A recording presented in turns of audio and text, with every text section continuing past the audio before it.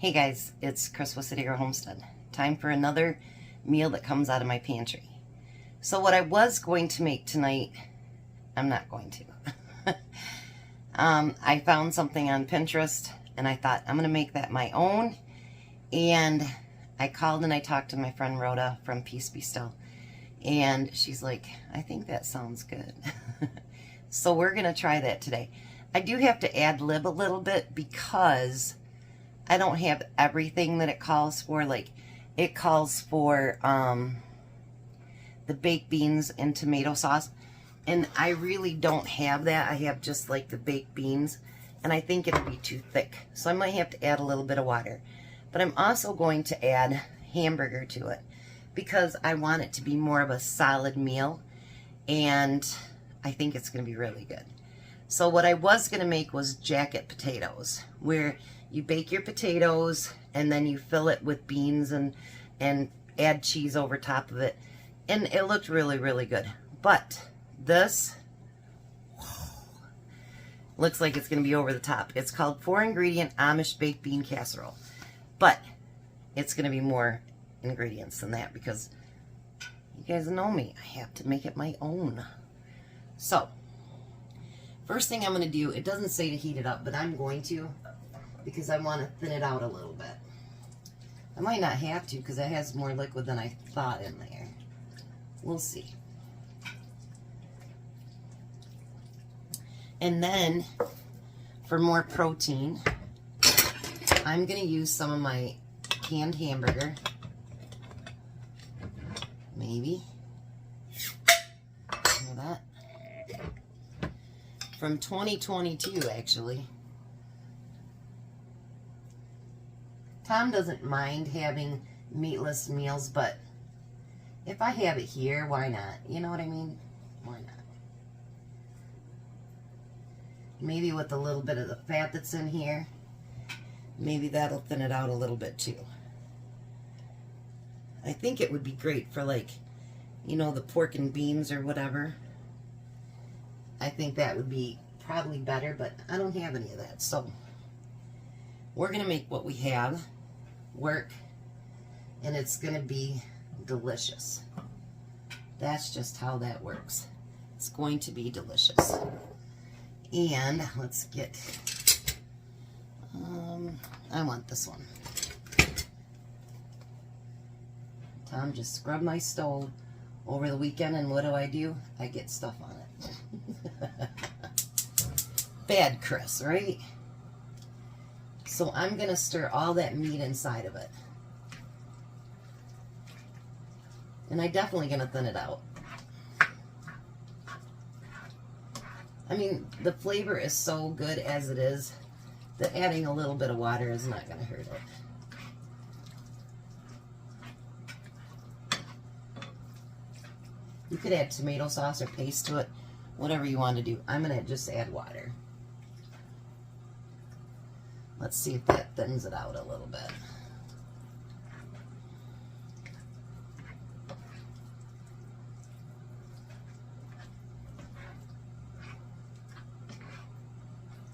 Oh, that's going to be great. I'm going to add just that little bit left of water.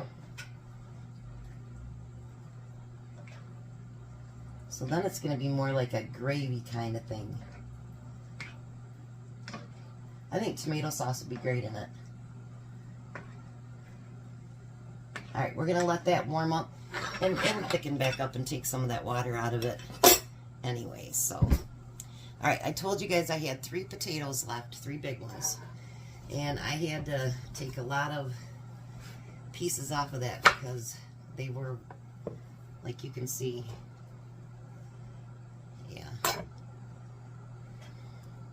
but we're going to slice these pretty thin.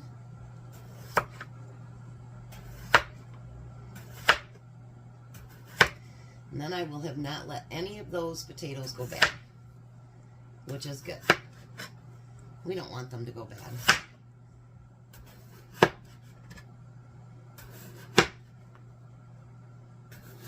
And I still have 2 of those left from yesterday with the Texas toast.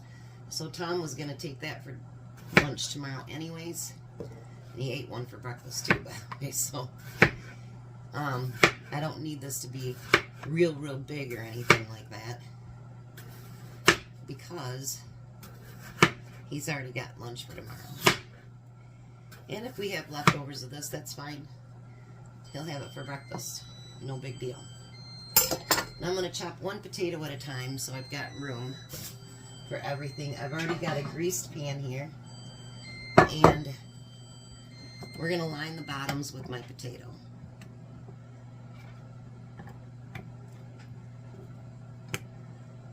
I figure 3 layers, 3 potatoes. Maybe I won't even need that last potato. I don't know.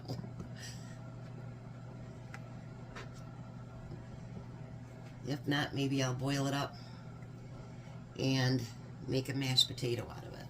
Be nice if you could see it, huh? And then we're going to put salt and pepper over top of that.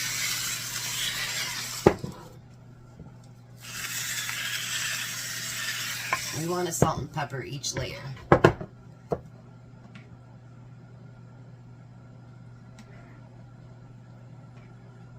Oh, this is going to be beautiful. Beautiful. All right, I'm going to let that heat up a little bit, and I'm going to chop up my next potato, and I'll be back. All right, so now I'm going to turn that off, and I'm going to layer that over top of the potatoes.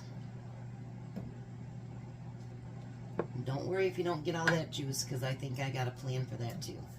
Now it shows just the cheese on top, but I'm going to put a layer in between each one, because why not? We can do that if we want to. And then we're going to put that second potato there. I decided not to cut the third one up until I see how well this covers and how thick that next layer will be. Sometimes you don't know till you know.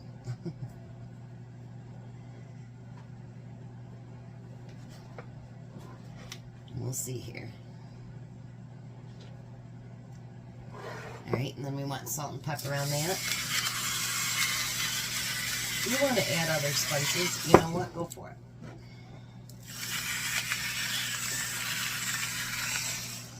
What I'll do is whatever potato I have left, I'll fry up, and Tom can have that for breakfast because he loves fried potatoes.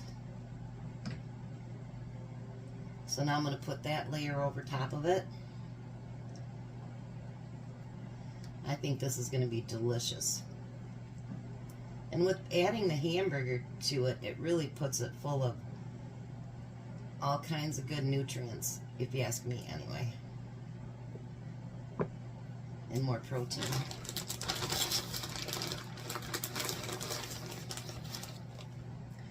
Now just another light layer.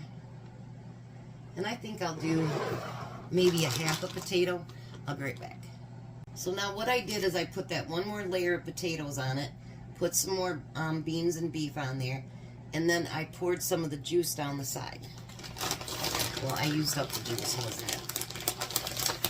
Then I'm going to put a layer of cheese on top of that. I hope this turns out good. I am going to get out a pan to go underneath this just in case it overflows.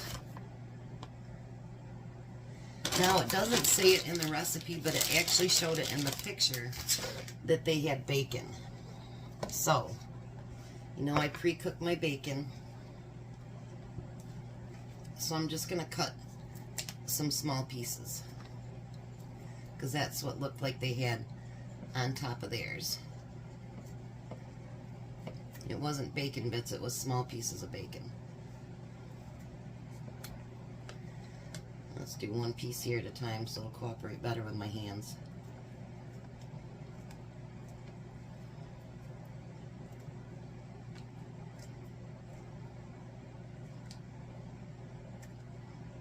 I may not need all of it anyway.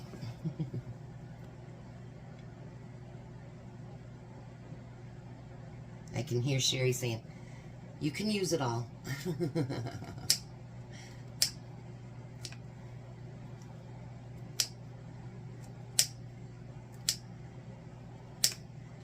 I mean, looks like this is going to be one really delicious meal. All out of stuff from my cupboards, my freezer, whatever it happens to be. And if you don't have any home canned hamburger, you can fry some up. Or just do just the beans. You don't have to add the burger like I did. I'd say that's enough bacon on it. Then we're going to cover that with aluminum foil.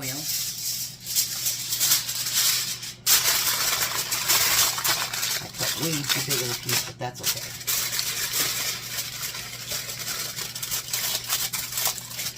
And then I'm going to grab one of my baking pans here, just in case.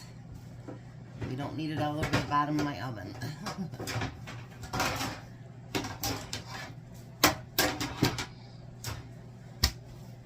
I'm going to put that in the oven.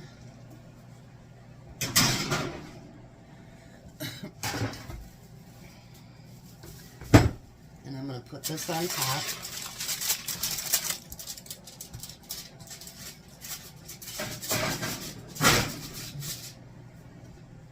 And this says it takes 55 minutes to 60, so I'm actually going to put 60 minutes. Because I don't know about you guys, but anytime it says something like that for potatoes for me, it takes the fullest time, if not longer. So that's why I'm getting started a little bit earlier today, so that make sure it's done when he gets home. Because after the 10 hours and then 2-hour drive time each way, he's hungry and he's tired when he gets home. So I'm going to let that cook, and hopefully, cross your fingers, it comes out good. Alrighty, so it's done. What I'm going to do, it's going to be a little bit before he gets home. I shut the oven off. I'm going to put the aluminum foil back on, and so it'll stay warm inside the oven while I'm waiting for him to get home. So I cut a piece of tomato, or potato, and it's piping hot. Let's see what it tastes like.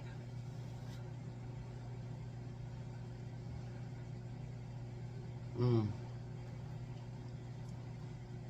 Mmm.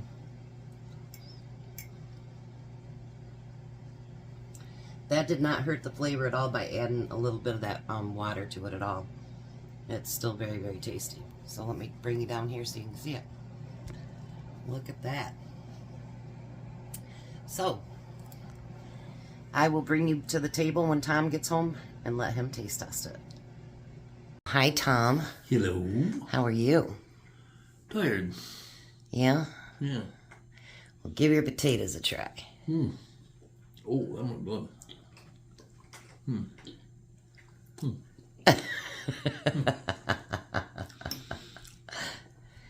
So you have to work Saturday, so you can't go with me and the kids. Nope. So I don't know if there'll be a Saturday night video because IKEA doesn't even open till 10. And I have to have the kids back by usually around 3 when Courtney would get home. So, not sure. Next Thursday, there'll be a video, but it won't be a dinner video because we have a date with our grandkids, don't we? Mm-hmm. We're taking them to Bronson, and we're also going to take them to the Coldwater Children's Museum so they can play. And then what do you get? Ponderosa. My grandkids love Ponderosa too, so. Yeah, there's no dilemma there for them. No, they love Ponderosa. So what do you think? I think it's delicious. And you got a side salad too. Mm-hmm. I see that. Look at you, you spoiled man, you. Yep. All right, we're going to let the hungry, tired man eat. You guys have a blessed night. Be a blessing, and goodbye, Tom. Goodbye, Tom. You guys have a great night.